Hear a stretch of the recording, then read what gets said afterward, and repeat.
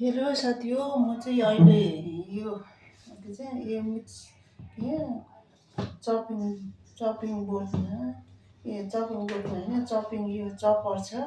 सब्जीहरू चपर गर्ने, सब्जीहरू काट्ने यो इलेक्ट्रिक हो। इलेक्ट्रिक हो यो। यसले चाहिँ मजाले चप हुन्छ। यस्तो यस्तो चप हुन्छ है, मजाले चप हुन्छ। अनि यो सजिलो, यो अब यस्तो डोरी तान्ने यस्तो प्रेस गर्ने भन्दाखेरि चाहिँ यो सजिलो हुन्छ। अलिकति महँगो चाहिँ पर्छ, यो सस्तो के चाहिँ सजिलो हुन्छ।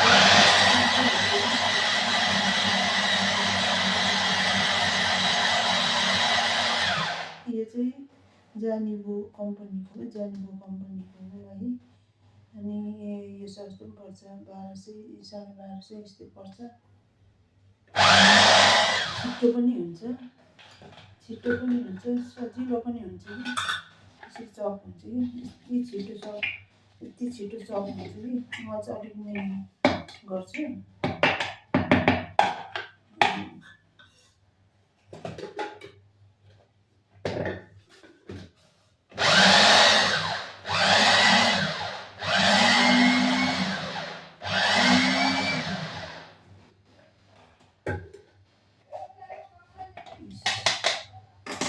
यति छिटो चप हुन्छ कि।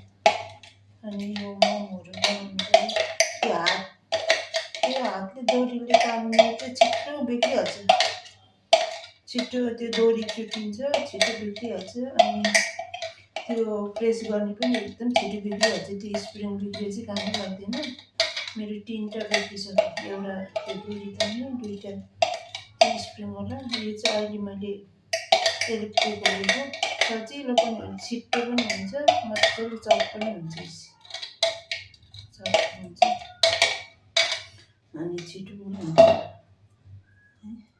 यस्तो यस्तो मजाले चप, मसिनो यस्तो मजाले चप भएको छ कि, मजाले चप भएको छ। अन्त यो उयस पनि काट्नु पर्यो।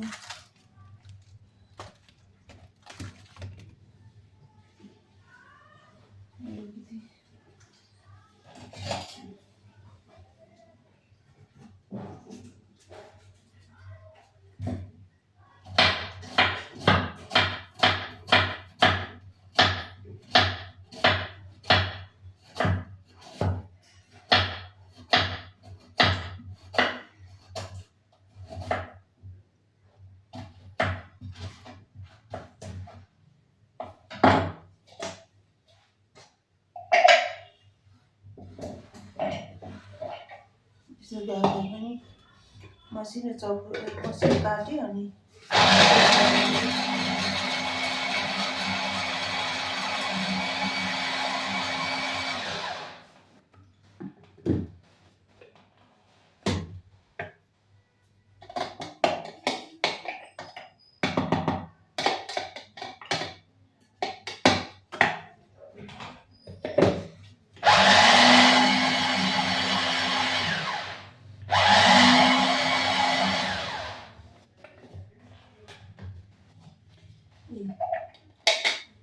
कति छिटो हुन्छ, यस्तो मसिनो बारिक चप हुन्छ कि मजाले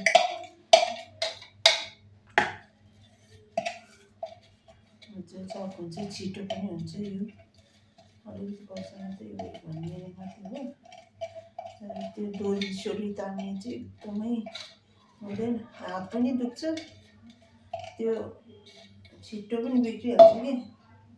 यो ल्याउनु भयो भने चाहिँ अरू कम्पनीको पनि पाउँछ। म चाहिँ यो जानिबो भन्ने कम्पनीको लिएको, राम्रै रहेछ, राम्रो लाग्यो। यसरी यो उयोहरू त कति, यो 3टा बिग्रियो मैले, यो 3टा बिग्रियो। यो के भन्छ प्रेस गर्ने, एउटा चाहिँ धागोले तान्ने, त्यो बिग्रियो कि। यो देखाउनको लागि अब मैले यहाँ मोमो बनाउनको लागि प्याज पनि चप भइसक्यो, भेज मोमो बनाउनको लागि है साथी हो। त्यसको लागि गरेको।